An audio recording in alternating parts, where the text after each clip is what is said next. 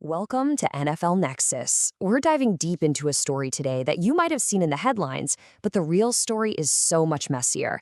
The NFL Players Association, right? The powerful union that's supposed to protect every single player in the league. Well, it might be broken. In fact, some insiders are saying it's completely beyond repair. And the whole crisis, the thing that brought it right to the brink, was set off by one baffling, deeply controversial election. All right, so let's get into it. How did we even get to this point of crisis? Well, we're going to follow the breadcrumbs. First, we'll look at the shocking outcome of the election itself. Then, we'll hit rewind and unpack the massive scandal that really set the stage for all this drama. We're going to uncover the story of the candidate who literally swore he'd never take the job. We'll examine the, let's just say, flawed process that got him there. And finally, we'll ask the big question: what does this all mean for the future of the most powerful union in sports?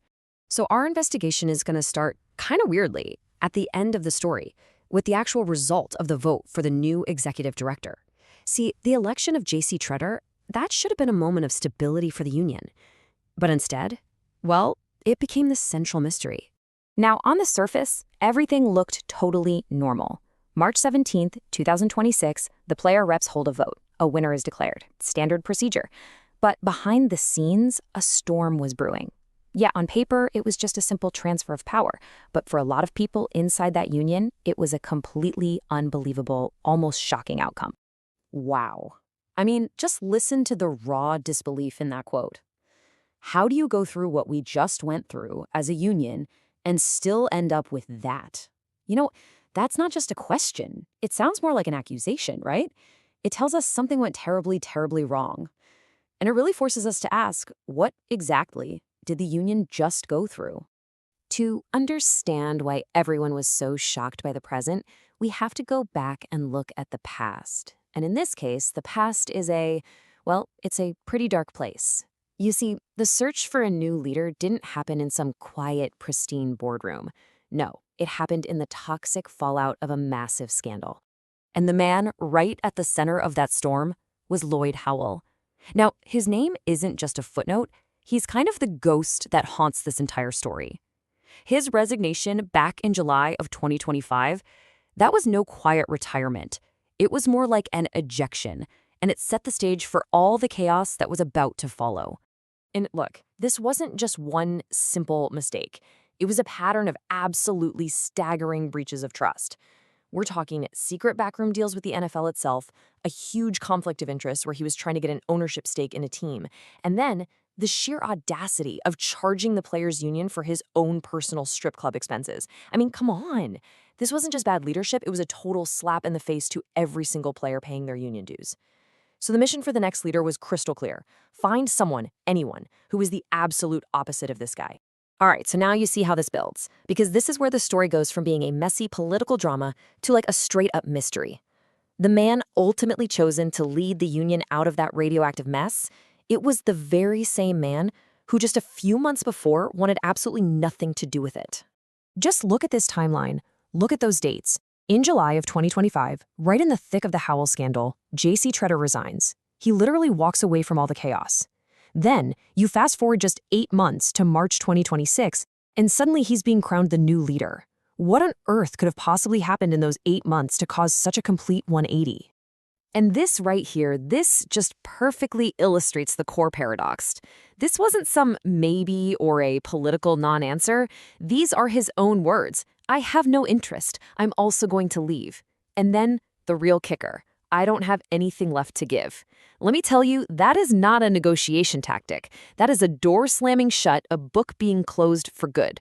So how in the world does the man who wrote the final chapter end up as the main character of the sequel? Okay, so we have a scandal-ridden past and a new leader who swore up and down he would never take the job. The only way those two pieces of the puzzle fit together is if you look really closely at the process that connected them. And when you do that, the evidence starts to suggest that the search for a new leader was anything but fair and open. So the first piece of our investigation comes directly from inside NFLPA headquarters. This wasn't from a player or a journalist. It came from the union's own staff, the people on the ground every day. I mean, think about the incredible risk they took, writing an anonymous letter to blow the whistle on their own leadership. That's not just a workplace complaint. That is a desperate cry for help. and their warning was specific and, frankly, dire. They were afraid his appointment would actually worsen what they called a hostile work environment. They claimed he was super close to another executive who was already facing multiple HR complaints. But here's the real bombshell. They believed the entire search process was a sham, that Tretter's appointment was, and I quote, a foregone conclusion. Basically, they were saying the fix was already in. Now, this slide right here, this is where the story becomes almost absurd. The union president goes out and publicly calls this, quote, one of the most rigorous searches in the union's history. So let me get this straight. You have a pool of over 300 candidates to start with, and after this incredibly rigorous process, your search committee somehow determines that only one single ex-player in the entire world is qualified enough to even be a finalist. And that one guy just happens to be JC Tretter? The convenience is, well, it's pretty staggering. So the crucial point is that's when the bombshell dropped, thanks to some really great reporting from journalist Pablo Torre. It turns out that lone finalist, JC Tretter, he wasn't just any ex-player, he was a key insider. In fact, he was the guy who had helped the current union president, Jalen Reeves-Maben, get elected in the first place. And all of a sudden, it doesn't look so convenient anymore. It starts to look coordinated. So, when you start to put all these pieces together, the toxic scandal, the candidate's dramatic reversal, the internal warnings that the fix was in, and this so-called rigorous search that just so happened to produce a single, deeply connected finalist, well, the players themselves came to one very blunt conclusion. Let that quote just sink in for a second. This wasn't from a journalist or some outsider. This came from an active NFLPA player representative, someone who was actually part of the process, watching this whole thing unfold. They felt the outcome wasn't about finding the absolute best leader for thousands of players, but about keeping power locked inside a very small, very exclusive circle. And that right there, that brilliantly illustrates the devastating final thesis. The fear is that this election was never really about reform. It wasn't about moving past the disaster of the Lloyd Howell era. Instead, it was seen as a power grab, a small group trying to benefit one of their own, even if it came at the expense of real progress for the entire union. All right, let's get to our final section and figure out what this all really means. This single election has cast a long and pretty troubling shadow over the whole organization. The future of the NFLPA is at a major crossroads, and you better believe the choices they make now will have a lasting impact on every single player in the league. You know, this was a golden opportunity for them, a real chance to wipe the slate clean, to rebuild trust from the ground up and signal a brand new era of transparency. But instead of taking that chance, the perception, rightly or wrongly, is that the union just chose to go back to the same old ways, picking a controversial insider through a highly questionable process. And it really all comes down to this single outcome, this one choice. This one election has put the union's credibility and its very purpose under an intense microscope, and it's forcing every single player to ask a fundamental question. Who is our union really for? And that's the lingering question we're all left with. It really gets to the soul of what a union is supposed to be. Is the NFLPA a shield built to protect the interests of all its members, or has it become more of a private club designed to serve the powerful few?